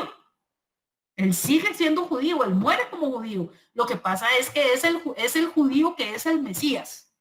Y entonces, al ser el Mesías, la antigua alianza, que era el Antiguo Testamento, la cambia como la nueva alianza. Entonces, no hay ningún conflicto del hecho de que hayamos participado, que yo haya participado dentro de una ceremonia judía, porque es enriquecernos. Imagínense que yo no hubiera podido hablarles de la forma en que expuse la ceremonia judía haciendo el comparativo con la Pascua católica o con la Pascua judía, con la Pascua católica, si yo no hubiera experimentado lo que viví en esas 3 ocasiones. Entonces, recordemos, los judíos no son malos, o sea, no son el enemigo. El judío, en primeramente, es prácticamente que se puede decir que son nuestros papás espirituales, porque con ellos viene toda la nueva alianza. Y tenemos que tener muy importante que dentro de nuestra... Nada más regáleme un momentito. Carol, Sí, dígame, Eric. nos indica el hermano Juan Daniel Velázquez que la oración se llama oración universal. Ah, sí, gracias. Gracias. Eso era la oración universal. A mí se me confunde la oración de los fieles, oración universal. Sí, la oración universal precisamente habla, en primer lugar, pedimos por los judíos y después por todos los que no conocen a Dios, por los ateos, pedimos por los ateos y por aquellos que se han alejado de la doctrina católica, también pedimos por ellos. Entonces, tenemos que fomentar más bien el proceso de evangelizar a los demás. Obviamente, dentro de una celebración propiamente presidida por un judío, pues no te vas a poner a evangelizar y a decir es que están equivocados, ya deben tomarse la 5ª copa, porque no, o sea, eso no va eso no es correcto, porque ellos tienen sus creencias, ellos viven de esa forma y son el pueblo, a fin de cuentas también son el pueblo escogido. Dios se los dijo. Entonces, aquí tenemos que ir despacio dentro de una línea.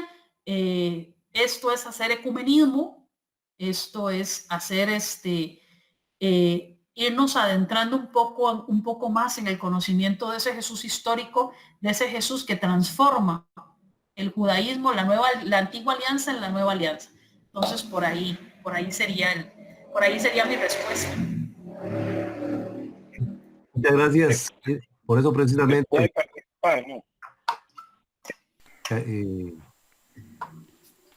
Sí, claro. ¿Quién es?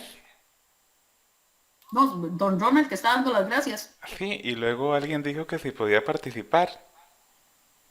Sí, no sé. no, muchas gracias. Yo comprendo perfectamente comprendo las intervenciones que veo aquí en el chat.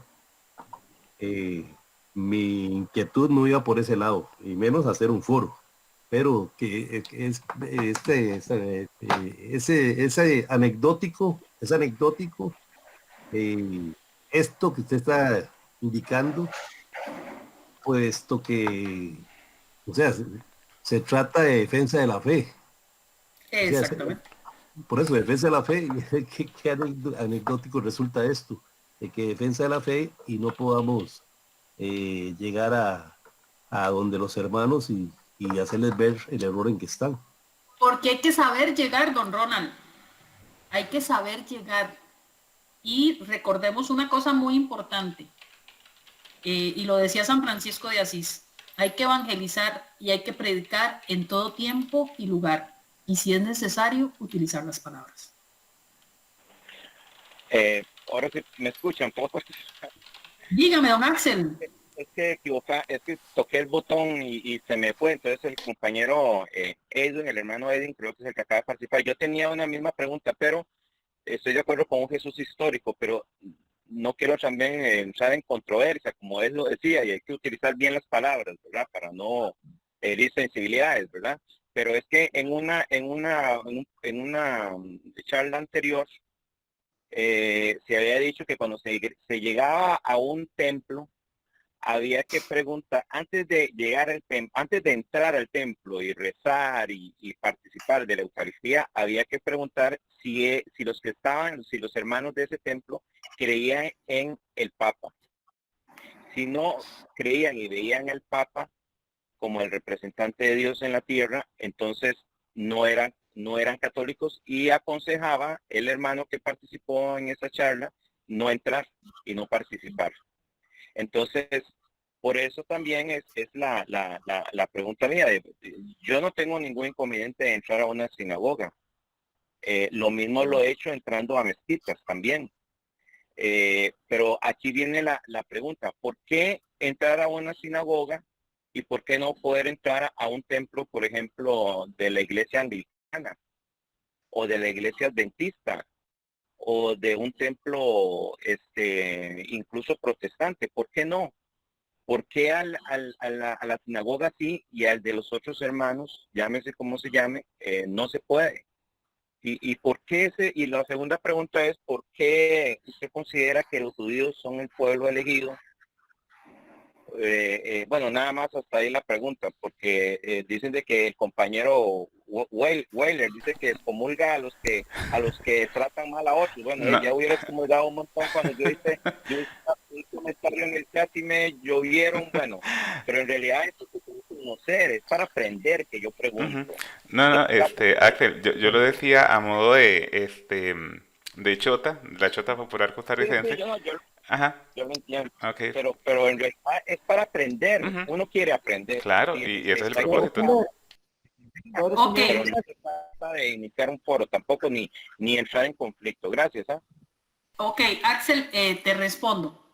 En primer lugar, si pusiste un poquito de atención a la charla, que me imagino obviamente que sí, pero hay una parte que se te escapó. La cena pascual no se celebra en una sinagoga. La cena pascual se celebra en una casa, porque es precisamente el sentido de la cena pascual judía es que se celebre en una casa o en una casa. Entonces, yo he ido a una sinagoga no a participar aunque perfectamente puedo ir, no hay ningún problema. Sin embargo, yo he ido a una sinagoga precisamente pues para conocer qué es una sinagoga. ¿Por qué? Porque hay una curiosidad de saber dónde fue que Jesús oró, ¿Dónde fue que Jesús estuvo? ¿Dónde fue que Jesús, por qué, por ejemplo, Jesús podía tomar la Torá? ¿Por qué Jesús podía ejercer su derecho como hombre a leer? O sea, es entender ese Jesús que es judío, ¿ok? Entonces, yo he ido a una sinagoga precisamente a que me expliquen o a aprender cuál es su razón de ser. La Pascua judía se celebra en una casa normal y corriente de un judío, la preside el papá y la mamá. Entonces no entré a una sinagoga. Sí tengo amigos, por ejemplo, que son judíos y me ha tocado ir a un funeral judío, a una shive, y pues, no, he tenido que entrar a la sinagoga, o sea, es parte de nuestra humanidad. No por eso primero que no me voy a convertir al judaísmo, y segundo que me permite aprender más. Ahora, ¿el judío es el pueblo escogido? Sí, precisamente. Los judíos son el pueblo escogido, al igual que nosotros. Recordemos que en la antigua alianza, Dios mismo, en el momento del éxodo, lo que vimos ahora en las Silvinas, en el momento en que los saca de la esclavitud de Egipto, Él les dice, ustedes serán mi pueblo y yo seré su Dios. Con la nueva alianza que inaugura Jesucristo, o que presenta a Jesucristo, no solamente el pueblo judío es el pueblo escogido por Dios, sino que ya aquí amplía la salvación a todo el mundo, al mundo completo. El judío en algún momento determinado tendrá que entender que no puede seguir esperando al Mesías porque ya el Mesías vino, en algún momento determinado. Pero no por eso yo puedo minimizar la fe del judío, siendo que mi raíz cristiana es judía. ¿Por qué? Porque yo heredo, a través del Antiguo Testamento, yo heredo todo el saber judío y es parte de mi vida ese Antiguo Testamento, porque no lo puedo desechar. O sea, yo no puedo dejar de reconocer al pueblo judío. La segunda pregunta que vos haces, que si es malo asistir, que por qué yo no puedo entrar a una iglesia alguna iglesia anglicana. Te voy a contar un poco de mi historia personal. Obviamente es poniendo los pies sobre la tierra y teniendo muy claro a dónde perteneces y en qué perteneces. He sido católica toda mi vida, toda mi vida, desde per se. Ya tengo mucho tiempo de andar en estas lides del catolicismo, porque prácticamente, obviamente desde que nací, y nunca me he ido para ningún lado. Sin embargo, hubo un momento determinado de mi vida en donde yo cuestioné y me puse a investigar a las otras religiones cristianas. Yo creo que esto es un proceso de madurez también. Y fui a un culto protestante, fui a una misa anglicana, fui a un culto adventista, a todas las iglesias, había así por haber que hay en el centro de San José, ténganlo por seguro que yo las fui, las vi. Me encantó la iglesia del Buen Pastor, esa que está ahí por la caja. Es hermosísima.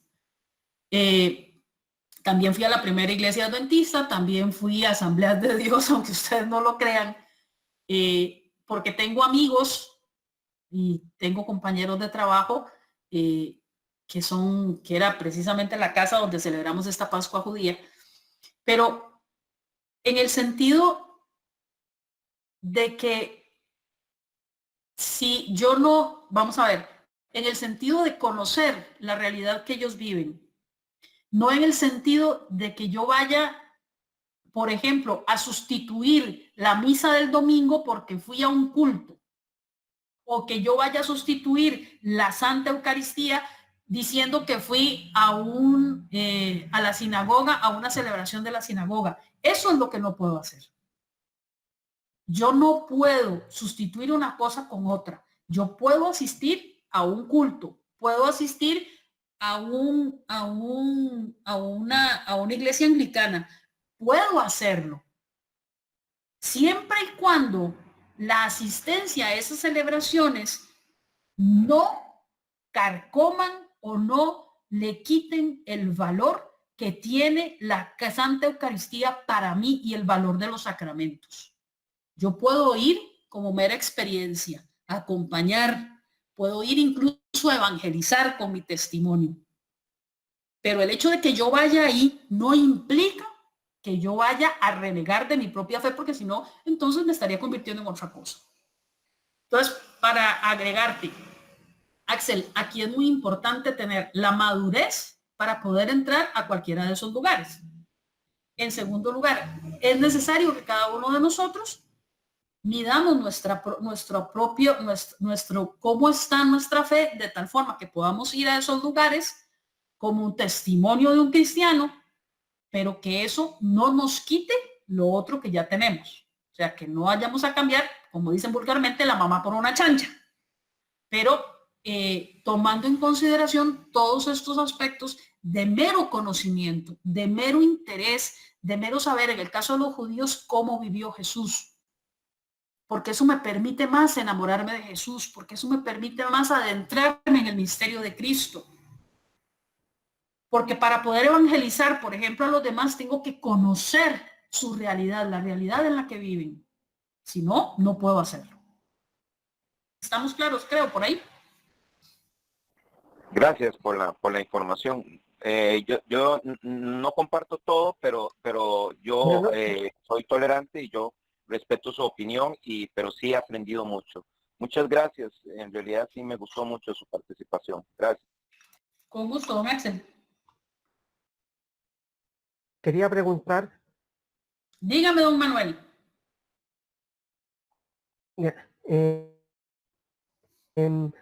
Habla de dos momentos en que se dicen salmos durante la misma cena y después cuando salen y del segundo.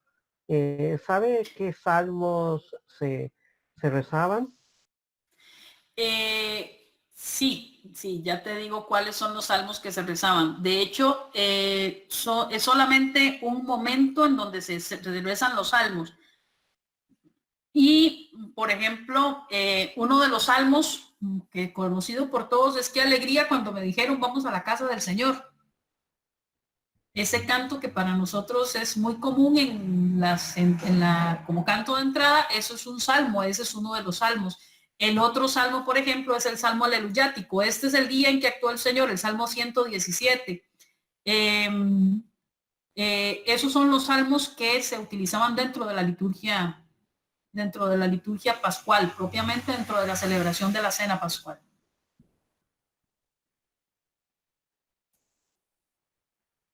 ¿Alguna otra pregunta? Una sencillita nada más. No, porque vi que tal vez no la citaron o estaba prestando atención a otra cosa. Es la cuestión de la mitra. ¿Qué origen tiene? ¿Qué origen tiene la mitra? Ok.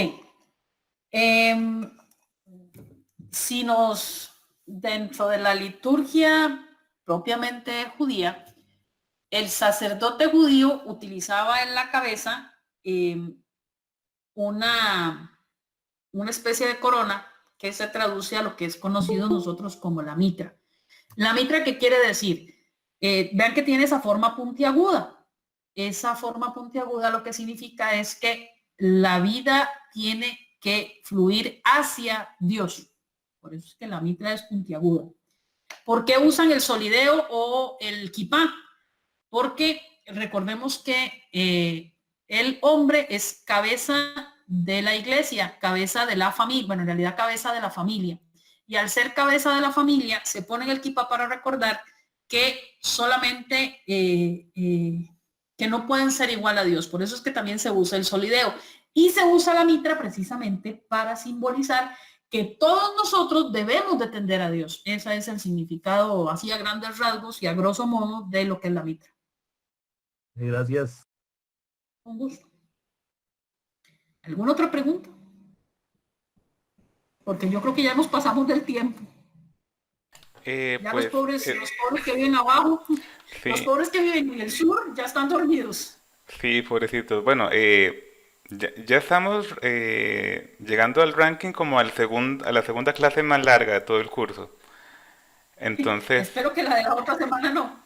bueno, vamos a ver, porque para comentarles, hermanos, Caro es la que nos va a acompañar también en la próxima semana, si Dios lo permite, con el Dios quiere. tercer y último tema de este bloque eucarístico. ¿Alguna última duda, pregunta de algo que tal vez no quedó claro? Dale, Juan Daniel. ¿Qué tal? ¿Cómo estamos? Buenas noches. Les saludo desde Guatemala. Yo solo con una petición, digamos, ahorita incluso estoy viendo lo que dice Manuel Carballo. Pues también sería bueno preguntarles a ellos, los que están en el sur, si en algún momento también pudieran quedarse más tiempo, ¿verdad? Porque hay veces que está todo bastante interesante y se necesita un poquitito más de tiempo para escuchar y pues yo creo que también habría que ver si están en disposición y ustedes también, ¿verdad? De estar un poquitito más tiempo, por lo menos a las 9 de nuestra hora, tal vez ellos puedan. Eso únicamente y muy agradecido por todo. Perfecto, muchas gracias. Nuestro Hola. coordinador general, Irwin, él quiere hacerles una pequeña intervención o anotación. Entonces, Irwin. Sí, muy buenas noches, hermanos. Carito, muchas gracias por la presentación preciosa, excelente. Con gusto, don Irwin. Dios te bendiga mucho, Carito. Solamente quiero aclarar un par de puntos. Este tema de la liturgia pascual es un tema muy importante y como ustedes vieron, lo que se muestra son las raíces de donde viene nuestra fe. Eso es lo que queremos mostrar, es de dónde viene nuestra fe. La Eucaristía tiene su raíz y para poder comprender todo lo que se hace en la Eucaristía tenemos que entender lo que pasó antes. ¿Okay? Eso es lo importante del tema de hoy. Entonces, solamente para aclarar eso, nosotros tenemos que entender y quiero que se lleven en la mente para que la revisen, revisen las definiciones. Benedicto XVI lo advirtió. Relativismo. Cuidado con el relativismo. Entonces, Caro lo dijo muy bien. Usted puede participar de cualquier otro evento en otra denominación cristiana. El punto es la intencionalidad con la que usted va. ¿Ok? Nosotros los católicos sabemos que la Eucaristía es el culmen de nuestra fe. Es allí. Y nosotros vivimos la fe allí. Yo puedo ir como un acompañamiento, yo puedo ir con una persona a un culto no católico, y no estoy hablando de iglesias históricas, a cualquier otra iglesia, yo puedo ir, sí, pero entendiendo que voy como un mero acompañamiento, entendiendo dónde está mi fe. Entonces, cuidado con el relativismo, ¿verdad? La misma iglesia en el Concilio Vaticano II lo dice. Nosotros no podemos, el Espíritu Santo se mueve donde quiere y cuando quiere y como quiere. Entonces, no estamos diciendo que en otras iglesias del Espíritu Santo no pueda presentarse allí. Claro que sí se puede presentar allí. Hay un tema que tenemos nosotros aquí en apologética que se llama falso ecumenismo. Y ahí podemos aclarar muchas de las cosas que se han preguntado hoy. Veo que por ahí va. El falso ecumenismo, tenemos que tener cuidado. Y es un tema que vamos a ver en próximas presentaciones. Entonces, para aclarar solamente eso, es importante tener claro y por eso es este curso de defensa de nuestra fe con amor y caridad, no con biblazos, como dice Weiler, pero sí y entendiendo y teniendo muchísimo cuidado con lo que es el falso ecumenismo. Y es un tema que vamos a ver también más adelante y ahí podemos aclarar y se puede unir con ese tema y ya entender lo que Caro estaba diciendo, ¿verdad? En algunas ocasiones hay temas que son complementarios de otros. Yo creo que el tema del falso ecumenismo y del diálogo interreligioso se relaciona mucho con este. Y ahí pueden comprender y unir ambos temas y decir, ok, me queda claro. Entonces, para que esperemos esos otros temas y ahí podamos complementar el que se dio hoy. Buenas noches. Muchas gracias, Irwin. Una hermana por ahí me pidió el uso de la palabra así como último comentario. Entonces, vamos a ser generosos para no dejar a la hermana con la palabra en la boca, pero sí ya tenemos que ir cortando porque además de nuestros hermanos suramericanos, pues los que estamos un poquito también arriba, también hay que ir a buscar el descanso. Entonces, hermana Magda, ¿cuál era tu Sí, comentario? bueno, sí, es muy cortito. Ujú. Simplemente, muy bien lo que dijo el último hermanito, y, pero sí es muy importante aclararle a las personas, porque no sé qué tanto de conversión y qué tanto de formación tienen todos. Entonces, es importante que las personas no den un paso a ir más allá a otra iglesia porque o a donde sea, porque ¿qué pasa? Se los tragan, se los comen porque no conocen. Y bien se dice católico, ignorante, futuro protestante u otra cosa. Entonces sí debemos tener mucho cuidado, ¿verdad? Con no inducir, ¿verdad? A las personas a que vayan si no están bien formadas. Eso es todo. Buenas noches. Muchas gracias, hermana Magda. Daremos entonces por concluida la clase de esta noche. Voy a pedirles a nuestros hermanos, primero las damas, ¿verdad? A nuestra hermana Caro, que deja de compartir la presentación para que pongas un momentito tu cámara, para que te puedas despedir del grupo por esta noche.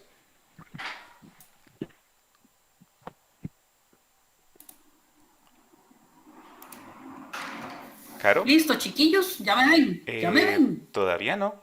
Te escuchamos, pero no te Ay, vemos. pues ya me deberían de estar viendo, pues ya dejé de compartir. No se Pero no, no esconda, me no se veo. esconda, no se esconda, Carito. No, si ya me vieron al principio, pero no me veo. Pero si ya tengo la cámara pues, ya sé por qué no me veo. Ya, ahora sí ya me ven. Porque lo estabas tapando. Sí, porque tenía corrida la cejilla de la cámara. Ok. Yo, ¿por qué no me veo? No, pues nada más, pues agradecerle la atención. Créanme que este es uno de los temas que más me apasionan, que más me gustan. Y si algún momento tenemos la oportunidad de ver propiamente ya, explicar ya más a fondo todo lo que es la liturgia eucarística como tal, pues con mucho gusto yo humildemente les explico y les comento, y todo lo que tiene la liturgia es increíblemente hermoso. Nosotros creo que no nos damos cuenta de todo lo que pasa ni de qué significa cada cosa, pero de verdad este es uno de los temas que es muy bonito porque vemos nuestras raíces. Nuestras raíces se fundamentan en un Dios que es amor y que ha estado presente en toda la historia de la salvación, que ha estado presente en toda la historia humana. Entonces, hasta llegar al culmen de esa historia humana, que es la venida de Jesús, su pasión, su muerte y su resurrección. Así que, pues muy agradecida con ustedes y muy agradecida con Dios por la oportunidad que me ha dado de compartir esta charla. Así que Dios los bendiga a todos y que tengan una muy buena noche. Gracias, Carito. Al hermano Eric, entonces, que por favor, abra su micrófono y su cámara para que se pueda despedir del grupo.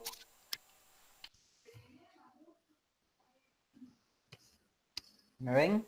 Te vemos y ¿Se ve? te escuchamos. Buenas noches, un gusto haber compartido con ustedes.